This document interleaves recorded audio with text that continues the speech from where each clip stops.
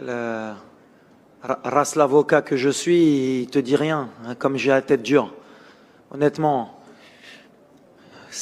au début de tournoi, on avait 0,01% de chance de gagner la Coupe du Monde. Donc je dis pas 3%, 4%, 0,001%.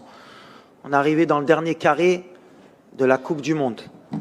On a joué, je le répète, que des grandes nations. Alors, le Marocain que je suis et le peuple que je connais. ولا كان لاعب هيدا ولا كان لاعب خمسة ولا كان لاعب ثلاثة ولا كان. Je l'ai passé au WAC, je connais. Écoute, hamdoulillah, si j'ai un message à envoyer, on est dans les 4 meilleures équipes du monde. Et si tu m'avais dit avant la Coupe du Monde, et si tu aurais fait un tour du Maroc, et même du monde entier, tu aurais dit le Maroc va finir 4e de la Coupe du Monde et va se battre avec les armes qu'elle a jusqu'à la dernière minute, tout le monde aurait signé, donc pourquoi je vais changer? On rêvait de passer le premier tour au départ. Aujourd'hui, on est des demi-finalistes et avec la tête haute, donc j'ai rien à changer. Par contre, pour 2026, si je dois encore être ici, bien sûr que j'aurai plus d'expérience et peut-être qu'on changera certaines choses. Mais tu verras qu'en 2026, peut-être qu'on se rendra compte de ce qu'on a fait en 2022. Il faut respecter le football. Ce qu'on a fait, c'est extraordinaire. Les joueurs, j'ai rien à leur reprocher, se sont battus jusqu'au bout. On leur reprochait de pas mouiller le maillot avant. Aujourd'hui, je pense qu'ils ont montré qu'ils se battaient jusqu'à la dernière minute pour leur pays. Et après, il faut accepter le football. Aujourd'hui, il y a des nations qui sont plus fortes que nous. La France est plus forte que nous. La Croatie, aujourd'hui, elle est encore plus forte que nous. Elle n'est pas aussi forte que nous, de beaucoup, mais elle est plus forte que nous. Il faut l'accepter, mais il faut travailler pour les dépasser. Et ça, ça fait 10 ans qu'au Maroc, on travaille pour déjà rattraper le retard. Aujourd'hui, on a montré qu'on n'était pas loin. Donc, si j'avais quelque chose à changer, rien. Mais on le savait, en deuxième mi-temps, c'était beaucoup mieux. On leur a posé plus de problèmes. On a beaucoup de situations. Mais voilà, ils ont su garder le résultat. Et on est déçus, mais je pense que demain, quand on se réveillera, on se rendra compte de ce qu'on a fait. La marche, elle était un peu trop haute pour nous, pour aller chercher un résultat aujourd'hui. Parce que voilà, pour aller au bout du tournoi, il faut avoir tout le monde à 100% et c'était pas le cas pour nous. Mais bravo aux garçons parce que c'est vrai que des fois on est un peu déçus, mais il faut leur reconnaître qu'ils se sont battus jusqu'à la dernière minute et ils ont tout donné. Et ça, c'est une très belle image pour notre football.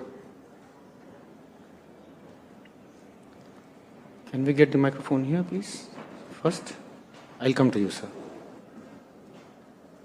Radio France Internationale, je voudrais juste savoir si c'est un peu tôt, mais s'il reste une image de ces 7 matchs de ce mois ici, ça serait laquelle?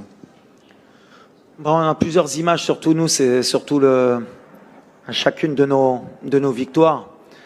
Le peuple marocain qui sort dans la rue et aussi le fait que Sa Majesté aussi soit sorti fêter les victoires dans la rue avec le peuple, ce qui montre qu'on a eu un impact extraordinaire et qu'on a réussi à tous se réunir pendant un mois. Voilà, c'est vraiment l'image que j'ai de cette Coupe du Monde. In the corner. Bonsoir Walid, Miguel Ángel Lara, Marca, Espagne. On a vu l'équipe très en colère avec l'arbitre à la fin du match. Pensez-vous que le Maroc n'était pas respecté dans les derniers matchs? Merci. Non. Quand on perd, on est toujours déçu. On est toujours un peu énervé. C'est les compétiteurs. Manque de respect, je pense pas. Il y a des erreurs partout à chaque fois. C'est ce qu'on dit. On respecte les arbitres, on respecte l'arbitrage. Nous, on va se concentrer surtout sur ce qui nous a manqué. Pourquoi on n'a pas réussi à gagner les 2 derniers matchs? Et pour progresser, se cacher derrière l'arbitrage, c'est pas marocain. On laisse la fédération toujours s'occuper de ces détails-là, mais nous, les sportifs, on réagit à la fin du match, mais avec le recul, on n'a pas été à notre niveau comme on le voulait, surtout en première mi-temps. Donc c'est ce qui m'intéresse. At the back there. Yes. And after that, we go to the virtual stadium. There is a question from virtual stadium. Here, over there.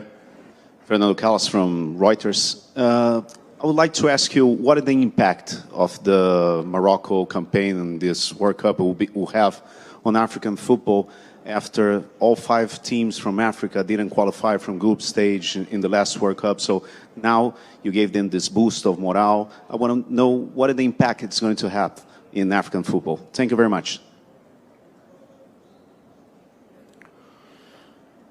Ben, je pense que c'est pour ça que je dis que demain, je pense qu'après la finale, on fera le bilan et on se rendra compte que la campagne du Maroc, elle a été extraordinaire. On a joué que des tops équipes. Pour nous, je pense qu'on va gagner beaucoup d'années et beaucoup d'expérience. Quand on a la chance dans le tournoi de jouer 2 fois la Croatie, qui est top 3 mondial, jouer l'Espagne, le Portugal, la France, la Belgique et le Canada, c'est extraordinaire. On a eu que des gros matchs.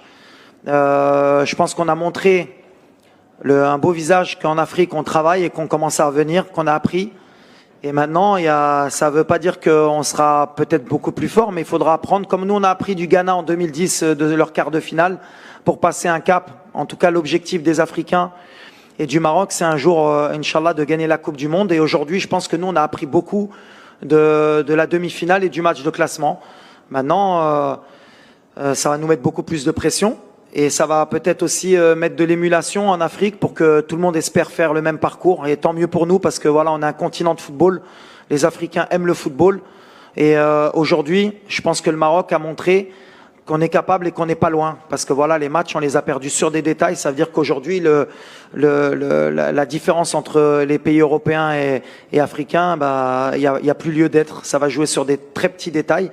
Donc je pense que c'est ça qui va aider le football africain. Can we bring the microphone here in the front, second row?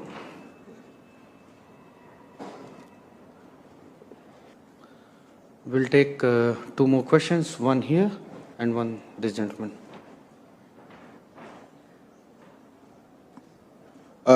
Daniel, from the Kenya Broadcasting Corporation. I'll ask in English.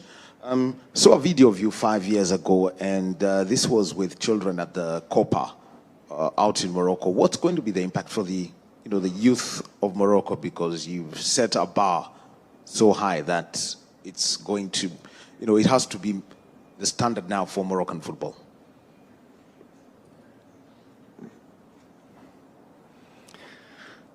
Alors moi, c'est quelque chose qui me touche énormément, toutes ces vidéos, de voir justement les enfants, parce que pour nous, pour moi, le football, ça fait rêver les gens, et c'est surtout les enfants, ça leur donne beaucoup d'espoir.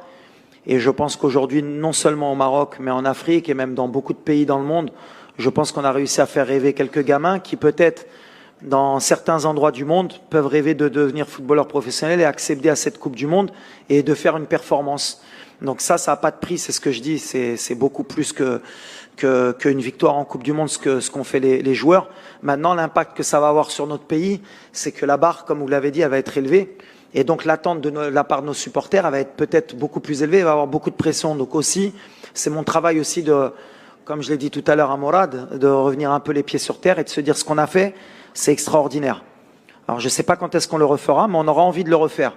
Et même un pays africain sera compliqué peut-être de revenir en demi-finale, mais nous l'objectif pour nos pays, c'est maintenant de passer les premiers tours, comme l'a fait le Sénégal, comme on l'a fait nous, et de revenir à chaque fois dans les huitièmes de finale, les quarts de finale. Et avec ce genre de performance, un jour on pourra gagner la Coupe du Monde.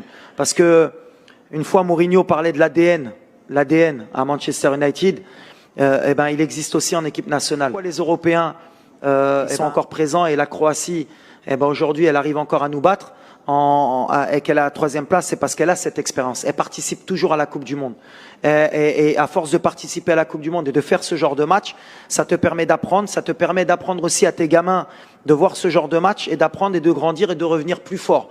Et nous, le problème de l'Afrique, et sans critiquer, c'est qu'on peut pas, nous, avoir 5 pays africains qui participent avec le nombre de pays qu'on a. Et par exemple, quand on voit que l'Égypte n'a pas participé, le Nigeria, on a l'Afrique du Sud, on a le Mali. Et à chaque fois, pour se battre déjà, pour revenir, c'est compliqué pour nous. Maintenant, je pense qu'on aura 9 participants. Ça va nous permettre d'apprendre. Et je pense que dans 15-20 ans, je suis persuadé qu'une équipe africaine gagnera la Coupe du Monde parce qu'on va revenir et on aura appris. Et l'ADN, ce que ça va apprendre à nos gamins, ça va donner un ADN de football. Et je pense que même eux, devant leur télé, ils ont appris des détails qu'il faut pour aller gagner une compétition telle que la Coupe du Monde. There is a question from the virtual stadium, coach. You can see on your tablet. There is a question from virtual stadium. اسلام المدب من تونس. في البداية سيد وليد الركراكي أريد أن أقدم اعتذاري لأني شككت في أحد الندوات السابقة في قدرة المنتخب المغربي وعلى رفع كأس العالم. أثبتتم اليوم بوصولكم لنصف النهائي أنك على حق وأن الحلم مشروع. سؤالي هو هل تعتبر هذا الجيل للمنتخب المغربي هو الأفضل في تاريخ الكرة المغربية، الكرة الإفريقية والكرة العربية؟ شكرا.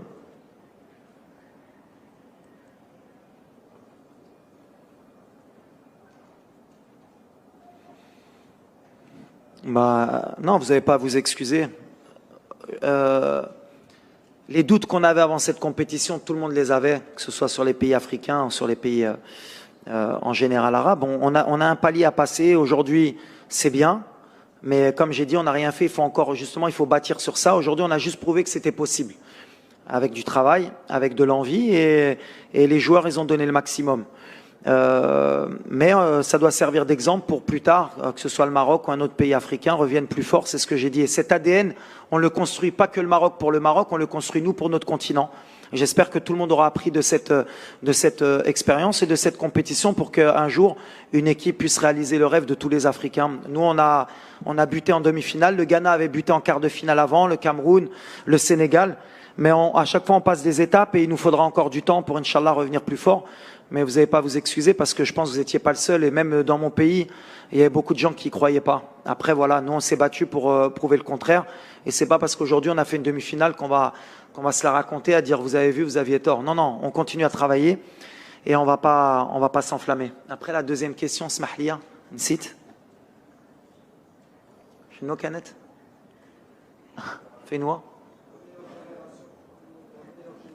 Non, justement, je pense qu'on est une des meilleures générations africaines, parce qu'on est en demi-finale, et ça, personne ne pourra leur retirer. Mais dans le vestiaire, j'ai dit à mes joueurs, si vous voulez rentrer dans l'histoire, il faut gagner une Coupe d'Afrique. Il faut gagner une Coupe d'Afrique.